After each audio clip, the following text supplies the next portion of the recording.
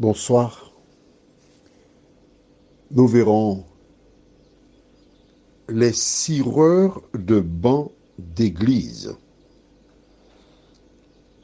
Je profite dès à présent pour dire qu'il se trouve dans toutes les communautés religieuses et en dehors des communautés religieuses. Des personnes qui vont nulle part mais qui chez elles prient. Ce sont des cireurs de bancs. Juste avant, prions. Notre Seigneur, notre Dieu, nous te remercions pour le bonheur que nous avons d'avoir la Bible. Nous te remercions parce que tu as dit que tu es avec nous tous les jours jusqu'à la fin du monde. Aussi, nous te demandons une fois de plus, Saint-Esprit, de nous aider à comprendre ce que nous lisons et de mettre en pratique cette parole, celle-là dans nos cœurs et dans nos cerveaux. Au nom de Jésus. Amen. Alors, nous allons pas lire, puisque tu sais déjà 1 Roi 18, verset 37, lorsque Élie a prié. D'accord? Pour gagner du temps, on ne l'a pas lu, mais c'est à partir de cette référence biblique que nous sommes en train d'étudier la parole. Nous allons directement dans le livre de Matthieu. Matthieu chapitre 5, les versets 23 à 25. J'espère que ton cahier est déjà ouvert. Tu as marqué la date du jour déjà. Hein? Bon, parce que tu écriras, forcément. Lisons à partir du verset 23. Si donc tu présentes ton offrande à l'autel, et que là, tu te souviennes que ton frère a quelque chose contre toi, laisse là ton offrande devant l'autel et va d'abord te réconcilier avec ton frère, puis viens présenter ton offrande. Accorde-toi promptement avec ton adversaire pendant que tu es en chemin avec lui, de peur qu'il ne te livre au juge, que le juge ne te livre à l'officier de justice et que tu ne sois mis en prison. Jésus s'adresse à des adorateurs, des personnes qui vont à la synagogue. Et là, je m'adresse à toutes les personnes, quelles que soient les confessions religieuses. Je ne tire sur personne, parce que j'aime tout le monde. Parce que Jésus m'a dit, aime ton prochain comme toi-même. Donc je ne suis pas contre mon prochain. J'apporte seulement la lumière à mon prochain. Et c'est lui qui décide ce qu'il fait de la lumière. Alors je vais imaginer ce que je vais de lire, mais je me répète, je ne dis pas que les personnes qui vont dans ce lieu-là sont des coupables. Je dis tout partout, comme disaient les petits-enfants, tout partout on trouve ce même problème. Des personnes qui se rendent à l'église et qui chantent allègrement. Je mets mon espoir dans le Seigneur. Je suis sûr de sa parole. C'est une vérité. Amen. J'aime cette chanson. Mais si tu rentres dans l'église pour l'interpréter, ou bien chez toi tu l'interprètes, et tu fais du tort à ton collègue de travail,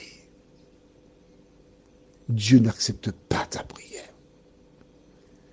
Tu fais du tort à tes voisins, tu parles n'importe comment, Dieu n'exauce pas ta prière. Et même à l'église, quand tu es là en train de chanter brusquement, tes yeux tombent sur une personne. Messieurs, messieurs, messieurs. Moi, pas ça, ouais, Muntala. En français, je ne supporte pas de voir cette personne. Mais qu'est-ce que tu vas chercher à l'église? Tu perds ton temps. Tu seras perdu. Parce que Jésus déclare que tu dois laisser l'offrande, mais va promptement te réconcilier avec ton prochain. Laisse-moi t'expliquer. Le diable voudrait que tu sois perdu.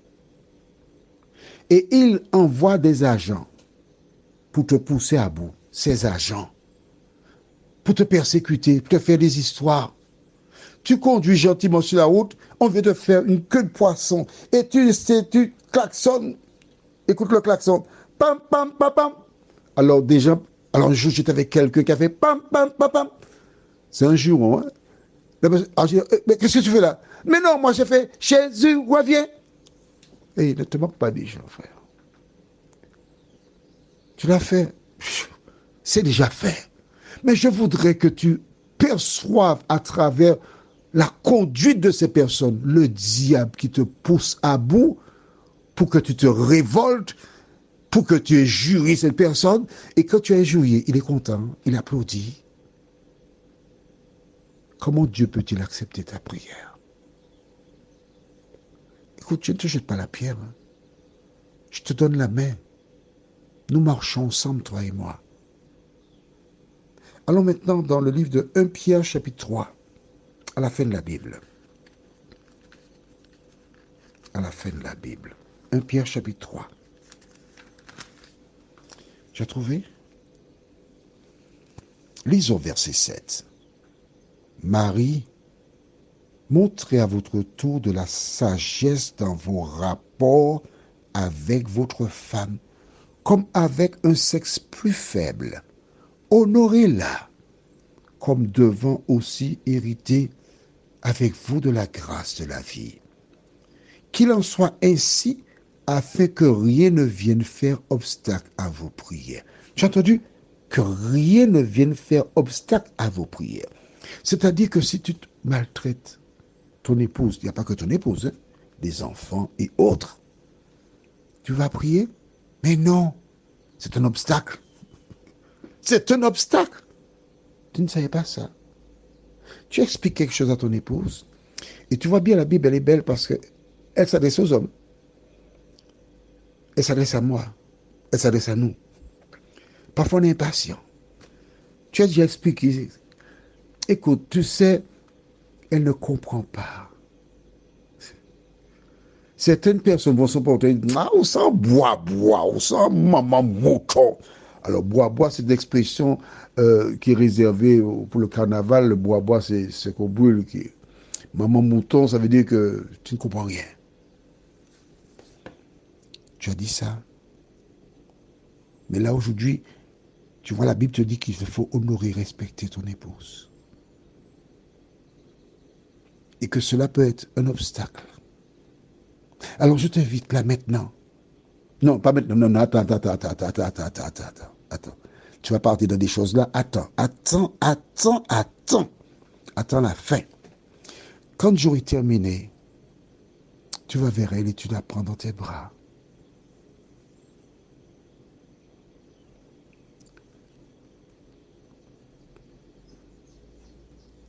Et tu lui dis, écoute, tu sais, à maintes reprises, je me suis emporté, j'ai tenu des propos que je n'aurais pas dû le faire.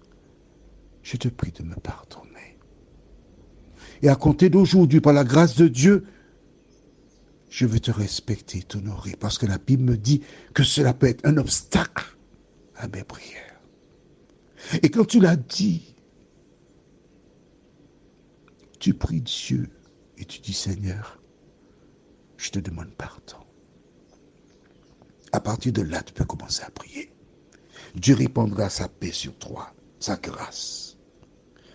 Un autre obstacle, eh bien, voyons-le ensemble. On va dans Luc 18, versets 9 à 14. Luc 18, versets 9 à 14.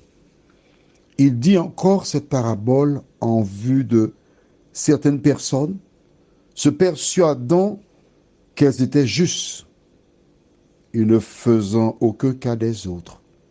Deux hommes montèrent au temple pour prier. L'un était pharisien et l'autre publicain. Alors, un publicain, c'est une personne qui a de mauvaise vie, de manière générale. Le pharisien, c'est celui qui connaît la loi, il connaît les grands Grecs. Le pharisien debout priait ainsi en lui-même. Tu as bien vu en lui-même, Jésus connaît la pensée des hommes. Il disait, ô Dieu, tu vois, il s'adresse à Dieu. Les hommes ont toujours adressé leur prière à Dieu. Si tu te rappelles, hein, ne va pas prier X, Y, Z, à Dieu. Je continue. Je te rends grâce de ce que je ne suis pas comme le reste des hommes, qui sont ravisseurs, injustes, adultères, ou même comme ce publicain. Je jeûne 2 fois par semaine. Je jeûne la dîme de tous mes revenus.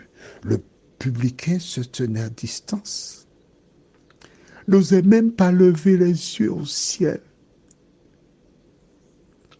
mais il se frappait la poitrine en disant: oh Dieu, sois apaisé envers moi qui suis un pécheur. Je vous le dis, celui-ci descendit dans sa maison justifié plutôt que l'autre, car quiconque s'élève sera abaissé, et celui qui s'abaisse sera élevé. Est-ce que ça t'arrive de te comparer aux gens? D'imaginer que tu es meilleur que l'autre? Ce pécheur, il n'osait même pas lever la tête vers le ciel. Quels sont tes rapports avec les autres? Une autre condition fondamentale. Note dans le cahier, Proverbe 28, verset 9. Il faut toujours avoir le cahier ouvert, je t'ai dit. Proverbe 28, verset 9. Déclare: celui qui détourne l'oreille pour ne pas écouter la loi, sa prière est une abomination. Ça, c'est dans l'Ancien Testament. Certaines personnes diront: oh oui, mais l'Ancien est passé. Bon, on va dans. Écrit dans le cahier, toujours le même cahier. 1 Jean 3, verset 22. 1 Jean 3, verset 22. Déclare: quoi que ce soit que nous demandions, nous le recevons de lui parce que nous gardons ses commandements et que nous faisons ce qui lui est agréable. Prions. Seigneur, chaque jour des milliards de paroles sont prononcées. Et fort heureusement qu'elles ne pèsent pas, car bien des plafonds se seraient écroulés sur la tête de ces personnes qui pensent qu'elles te prient. Merci Seigneur de nous aider à comprendre la parole, à la mettre en pratique. Alors que demain, nous verrons un thème très important qui montre comment des milliards de personnes sont perdues sans le savoir, de nous aider à appliquer la parole dans nos vies. Au nom de Jésus. Amen. Je t'embrasse en te souhaitant une bonne nuit. Que l'Éternel continue de te faire du bien.